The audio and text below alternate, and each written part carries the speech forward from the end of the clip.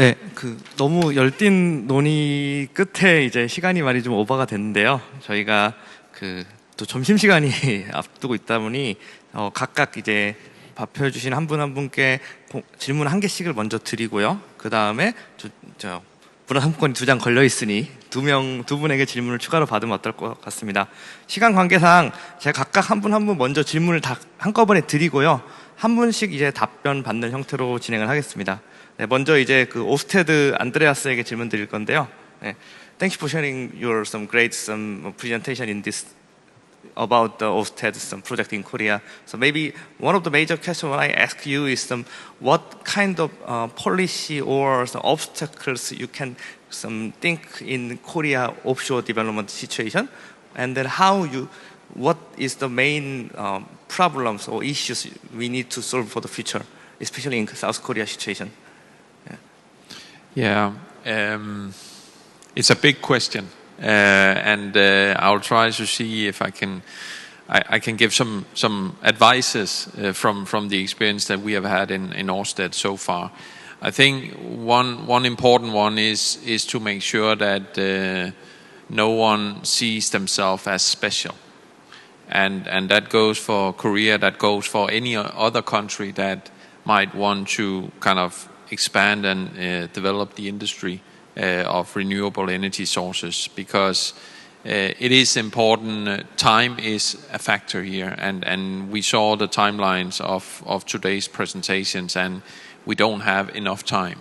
We need to keep up the pace, and thereby saying for promoting the energy sector with the renewable energy sources also in Korea, it's a matter of learning from others, and I would tend to say copy from others, because a lot of this has proven as successful in other markets, in other global countries, and thereby saying I think Korea can benefit a lot from those learnings, and thereby take a huge step forward into that future of creating a new renewable energy sustainable industry.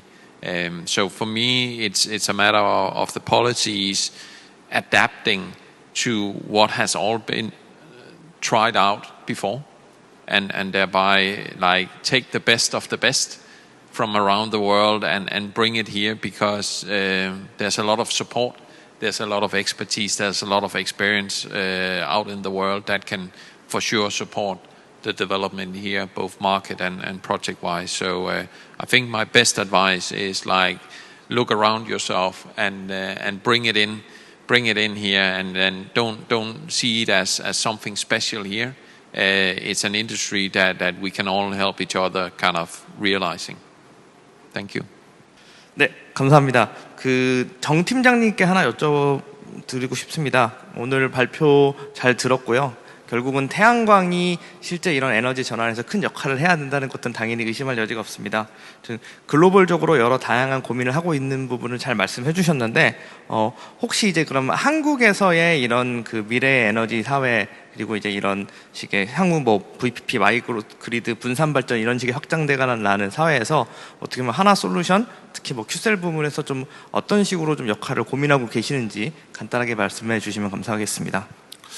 네, 일단 지금은 사실 한국이 전력 판매 사업을 한전밖에 못하는 이제 상황이기 때문에 여러 가지, 그리고 이제 개통 시장에서도, 전력 시장에서도 재생에너지는 지금 입찰이 되지가 않습니다. 그냥 거기서 발전된 거를 그냥 무조건 사주게 되어 있는 시장이다 보니까 결국 그런 유연성 있는 자원이 집합돼서 VPP가 돼서 그거를 전력을 판매하는 사업 자체가 생길 수 없는 상황인데, 제가 알고 있기로는 제주도부터 시작을 해서 이제 육지 시장까지도 2026년까지 그런 하루 전에 입찰을 하고 실시간으로도 입찰을 통해서 실제 수요와 공급을 매칭할 수 있게 하는 전력 거래 시장 자체가 이제 개편이 되는 걸로 알고 있습니다.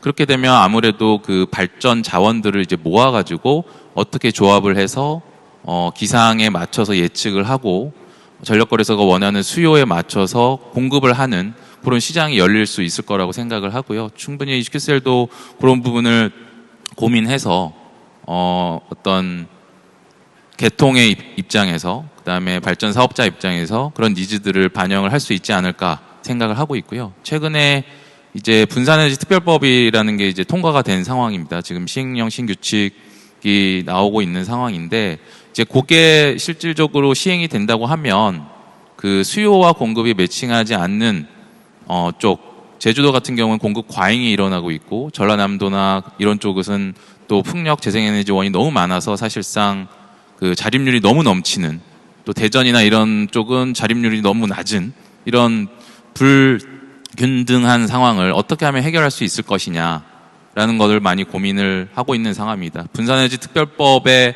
그런 그 어떤 특화 지역의 안에서는 전력 판매에 대해서는 전력 시장의 특례로 판매를 할 수 있는 부분이 있어서 이제 그런 부분에서는 민간 기업으로서 기여할 수 있는 부분이 있지 않을까 그렇게 생각하고 있습니다. 이상입니다. 네, 감사합니다. 네, 교수님께 질문 드리도록 하겠습니다. ISMR을 마지막에 좀 언급을 해주셨는데 실제적으로 아직까지 이제 개발이 완료돼서 그것들이 뭐 전력 수급 계획에 반영된다던가 아직 뭐 실증을 하겠다 이런 것들에 대해서 아직 구체적으로 다 확정된 것은 많이 없는 것으로 이해하고 있습니다. 이런 것들의 빠른 실증 및 개발 완료 그리고 한국에서의 적용을 위해서 어떤 지원이 조금 필요하다라고 생각하시는지 간단하게 의견 듣고 싶습니다. 혁신형 SMR 어떻게든 기술 개발하고 그 다음에 또 실증하고 국내에 확산하고 해외로 수출하기 위해서 열심히 하고 있으니까 걱정 안 하셔도 됩니다. 그 다음에 뭐 뉴스케일 같이 SMR 이런 거 가격 사실은 뭐 에너지 경쟁에 있어서 중요한 것은 기술적으로 못할 건 없습니다. 다 하지만 가격입니다. 뉴스케일이 미국에서 우리나라 돈으로 따지게 되면 킬로와트아워당 155원입니다. 그러니까 미국에서는 경쟁력이 없습니다. 미국은 뭐 재생도 싸고 가스 발전도 워낙 싸기 때문에 킬로와트아워당 155원 갖고서는 도저히 경쟁할 수가 없죠. 그런데 만약에 그것이 우리나라에 온다면 상황이 달라집니다. 우리나라는 말이죠. 가스 발전이 240원, 태양광, 풍력 이것이 180원, 그 다음에 석탄 화력이 160원대에 있습니다. 충분히 경쟁할 수 있습니다. 다만 우리나라가 원전하고는 경쟁하지 못하죠. 원전은 킬로와트아워당 55원이니까. 그러니까 그 경제성이라고 말씀하시는 거, 지금 뭐 뉴스케일 말씀하신 거, 이거는 어느 위치에 달려있나 거기에 달려있는 것입니다. 그리고 이 전기요금에 대해 가지고 우리나라 태양광이 사실은 아이러니한 것입니다. 여기 한화큐셀도 계시지만 우리나라에서 가장 큰 태양광 업체는 OCI입니다. OCI가 이게 그 원재료를 갖다 만드는데 이른바 그 실리콘 원재료를 만듭니다. 그런데 그 공장을 갖다가 말레이시아로 이전했습니다. 왜냐면요, 전기요금이 비싸서입니다. 전기요금이 비싸서. 아이러니한 것이죠. 그러니까 이것이 사실은 재생에너지를 가야 되지만은 재생과 원전의 조화로서 적정한 정제요금을 요구해야지만이 이 태양광도 이 재생에너지 산업도 경쟁력이 있는 것입니다. 아이러니한 것입니다. 그런 점에 대해서 많은 분들이 여기 참석자분들이 좀 인식해 주셨으면 감사하겠습니다. 네, 좋은 의견 감사드립니다. 네, 그 두 분 질문 받으면 좋겠습니다. 먼저 맨 처음에 드셨던 저 뒤에 파란색 옷 입으신 분, 네, 말씀 부탁드리겠습니다.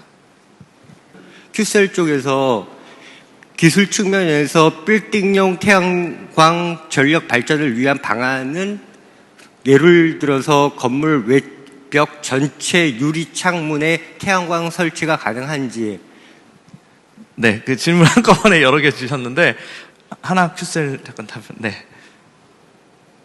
BIPV 빌딩 인터그레이티드 PV 말씀하신 것 같은데요. 뭐 충분히 뭐 외벽에 그냥 태양광 모듈 현재 모듈을 얹히는 것도 가능하고요. 그다음에 대체해서 그 태양광 모듈을 저기 건축 대체하는 용도로도 쓸 수가 있습니다. 뭐 최근에 뭐 정부에서도 제로 에너지 빌딩이라고 해서 이제 등급제가 이제 생기면서 제가 알고 있기로 내년부터도 민간 건물에도 어떤 특정 세대 이상에는 그 생산량을 좀 맞춰야 되는 그런 기준들이 생기는 걸로 알고 있습니다. 그래서 건설사들도 최근에 굉장히 이제 BIPV에 대한 관심이 많아지고 다른 기업들도 이 기술 개발에 굉장히 총력을 기울이는 걸로 알고 있습니다.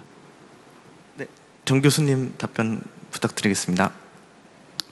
전 세계에서 대략 한 90여 종의 SMR 개발되고 있고 그중에 정말로 진지하게 시장을 갖다가 바라보고서 상당한 투자가 이루어지고 있는 거는 저희가 파악한 것들은 대략 한 10종 내지 15종 정도 되지 않나 이렇게 바라보고 있습니다.